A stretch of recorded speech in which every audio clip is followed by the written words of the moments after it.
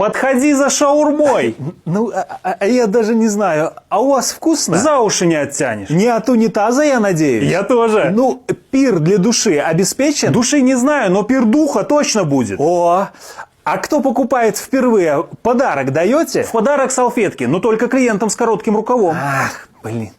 А почему без перчаток работаете? Вкус моих пальцев тоже в подарок. Балуете. Ну что, я начинаю? Подождите. А мясо хоть не гавкало? Не, было тихо. Ну, в смысле... Да, не успела. Ну, а если серьезно, курица ваша хоть будет похожа на мишленовскую? Один в один. О! Если вы про резину. А почему помидоры вялые? Они не вялые, они расслабленные. Ну, шаурма не развалится хоть под собственным весом? Моя не развалится даже под вашим. Хорошо. Так какую делаем? Ну, я еще сомневаюсь. А почему очередей у вас нет? Наверное, о вас пока никто не знает. Не, уже все узнали. Короче, шаурма у вас, можно сказать, народная. Философская. А как понять? Жизнь познаю? Ценить начнете. Ну, отзывы клиентов бы послушать постоянных. Был один постоянный, полгода у нас питался. И где он сейчас? Давно не было, видимо, к матушке уехал. К своей? К земле. Все, уговорили. Готовим? Заберите мои деньги, шаурмы не надо.